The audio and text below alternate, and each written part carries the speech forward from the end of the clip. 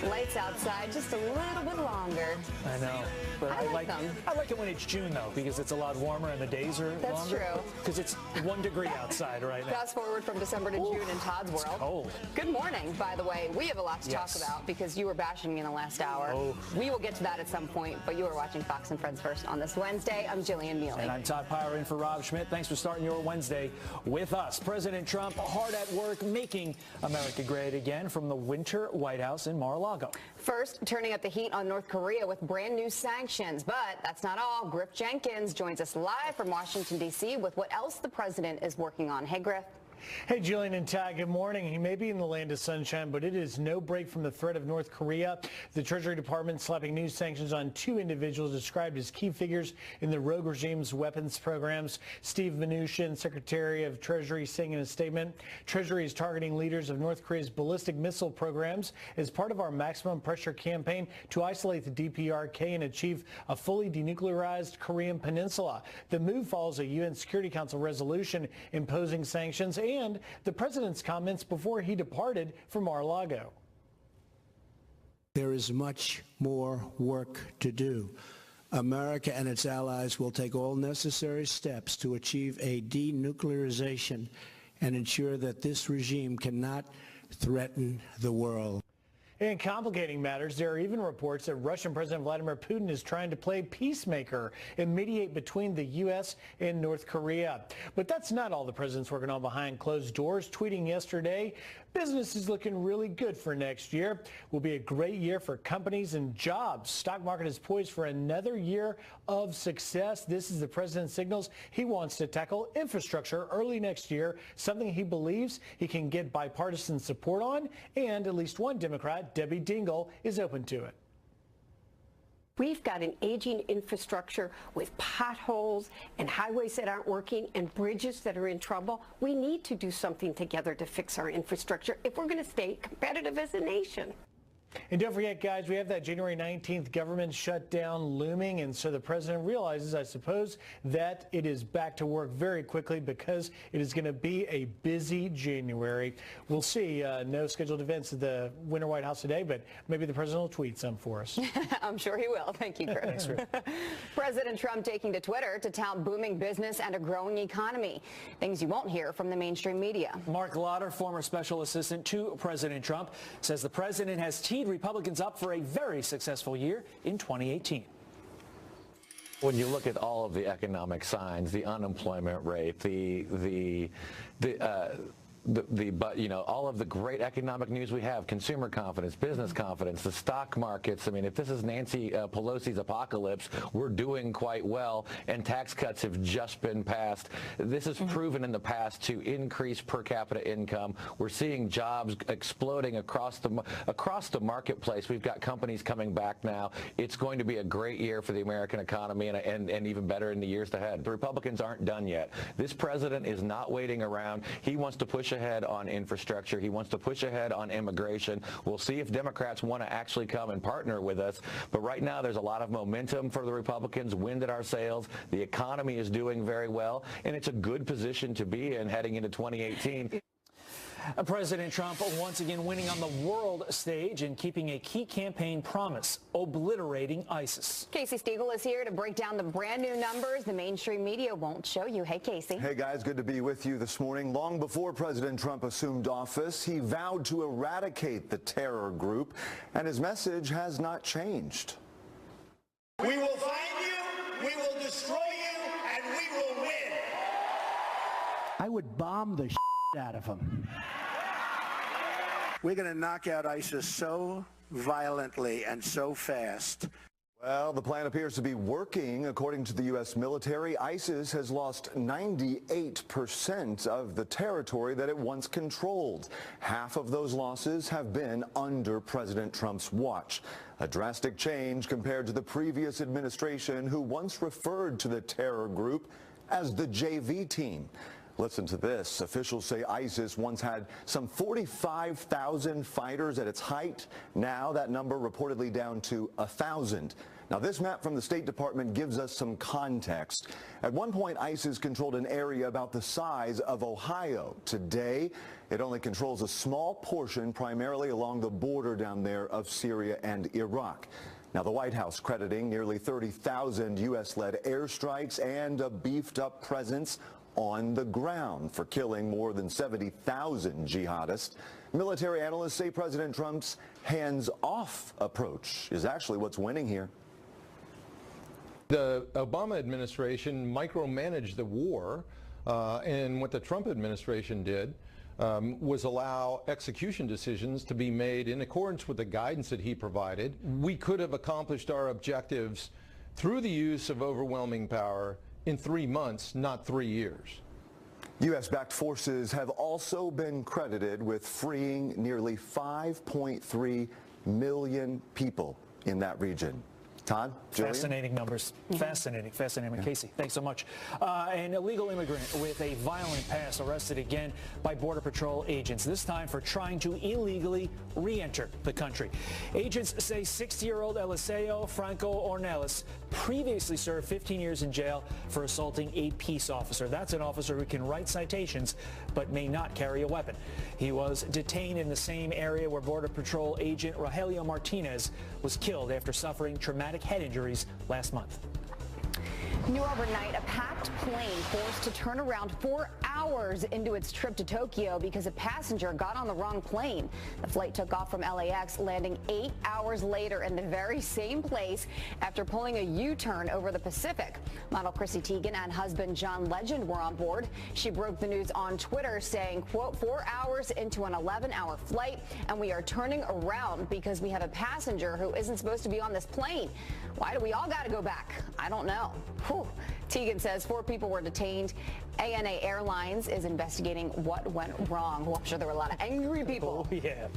Oh, man, that stinks. Today's random drawing to determine the winner in the race for a crucial Virginia House seat has been postponed. Democrat Shelley Simmons now asking the court to reconsider its ruling after last week's recount where it was determined she and Republican incumbent David Yancey were tied with 11,608 votes each. Simmons briefly had the lead by 1 vote, but the judges ruled 1 ballot was invalid.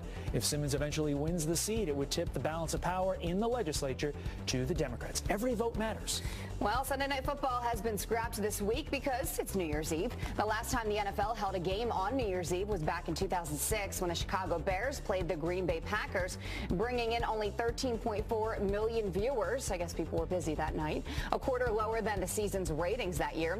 This decision coming after the league's ratings are at an all-time low, down 9% from last year. And speaking of New Year's Eve, crews putting the finishing touches and installing the famous New Year's Eve crystal ball there in Times Square. This all happening as New York City police warn visitors of the tightest security ever during this big night. I'm sure in recent years, NYPD closed parking garages around Times Square, but this year they are expanding that security zone. This after 2 recent terror attacks in the city since Halloween, putting the city on high alert. It is 9 minutes after the hour. The liberal media going out on a limb, claiming First Lady Melania Trump is chopping down a 200-year-old tree at the White House, the side of the story they aren't telling you. With tax reform in the rearview mirror, what's next for President Trump in 2018? Well, how about building the wall? Our next guest breaks down what we can expect from the president's agenda in the new year. And what are Hillary Clinton's 2018 New Year's resolutions? Vanity Fair has a few ideas. To finally put away your James Comey voodoo doll. Now, we all know you think that James Comey cost you the election, and he might have, but so did a handful of other things. It's a year later, and time to move on. The hilarious ideas to keep her from even thinking about running in 2020. That's still to come. Good Wednesday morning to you and welcome back. The rebuilding of a church destroyed on 9/11 put on hold thanks to rising costs and an investigation into how donations are being spent. The St. Nicholas National Shrine was originally supposed to cost $50 million, but the New York Times reports it's now up to $78 million. No word yet on when construction will continue. President Trump's support of police officers could be saving their lives. Law enforcement leaders saying the president has been their biggest advocate in a year that has seen a decrease in line of duty deaths. The National Fraternal Order of Police says he has gone out of his way to support officers and are hopeful he'll set the stage for less violence, better equipment, and less crime.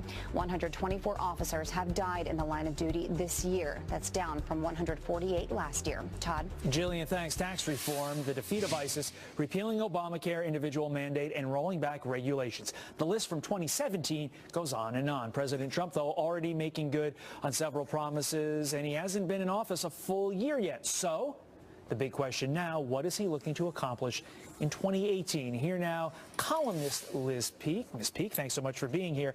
We hear infrastructure is going to be the big thing for 2018. Two questions. One, how do we pay for it? And two, does it ultimately get done? Yeah, that's a really good question. We have, let's just be clear, a very crowded legislative agenda, but certainly infrastructure is the one that is the most politically appetizing. 90% of Americans want to see money spent here. The president's original plan was to roll out $200 billion over 10 years of federal spending and basically use that as seed money to attract private investment, something that, by the way, in Europe is done a lot more than it is here. It's a very reasonable plan. Democrats don't like it very much because of a whole lot of issues, but including the fact that you end up making a profit. That's a dirty word, but also possibly not paying labor as much as you would in a strict federal spending program. But let's face it, the president is not going to come up with $1 trillion over a decade, so it has to be able to leverage private financing. If you've ever driven on a road in our great country, you realize we need it. Yeah, I mean, the alternative is to raise taxes, raise a gasoline tax, something like that. Democrats and also the Republicans aren't going to want to do that in an election year. This is a very politically pleasing opportunity for the president, but you're quite right. They have to find the financing. And let's face it, when you've had enormous storms and so forth, you have plus $80 billion of disaster spending that Congress has to approve. That is infrastructure spending. I mean, you're basically talking about rebuilding various communities. So, you know, the funding is the big issue. Well, let's get to one that may not be as politically popular throughout half of the U.S. Obviously, we're talking about the Democrats, and that is the border wall, border security. I got to tell you, when I go do these diner segments for Fox and Friends, everybody wants tax reform, everybody wants low regulations and all that, but the thing people ask for the most is the border wall. Does it happen? Well, I think that has to be part of an immigration deal, and I think the president is open to a deal. We've seen him sit down with Chuck Schumer and Nancy Pelosi, and let's face it, there's a lot of pressure on Democrats right now, something the media hasn't really talked about a lot, that they have not delivered on, for example, keeping DACA in place. They were supposed to get that done. It was supposed to be as part of the spending program, remember? Right. And it didn't get done.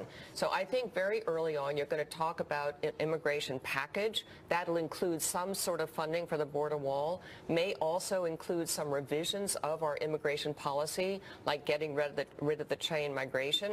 And in return, Democrats will see that DACA will be kept and perhaps other things that they want. This is a very good place, though, for a deal. The art of the deal should come forward here. And we've heard the president say time and time again he wants to handle the DACA issue compassionately. Nevertheless, you just said the key word, a deal. He is a deal maker. He's definitely holding this to make another deal. Yes, and the country wants this. I mean, again, this would be, and I have written in the past that it would be an incredible achievement for President Trump, who everyone accuses of being bigoted and racist and all this sort of thing, to actually be the guy that signs an immigration bill. You know, numerous presidents have whiffed on this. Obama didn't get it done. Instead, used executive orders to create this DACA program. That was not popular initially because Americans know this should be something that Congress works on together. So if Trump could sign that, that would be huge. And I was going to ask you about health care, but we don't have another 18 hours to delve into that and barely scratch the surface. That is a weed. Liz Peek, thank you so much for great insight. We really appreciate it. My pleasure. All right, Jillian, over to you. All right, Todd, it is 18 minutes after the hour. The British military being infiltrated by the PC police. The new gender-neutral rules of engagement you won't believe. And did Santa miss the mark? Uh-oh, you're not alone. We're sharing the worst gifts you got this year.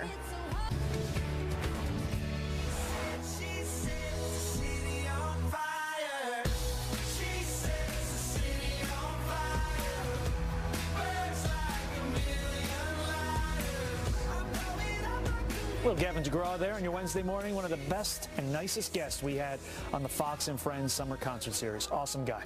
All right, 22 minutes after the hour now, political correctness on full display overseas. The British military telling soldiers to use gender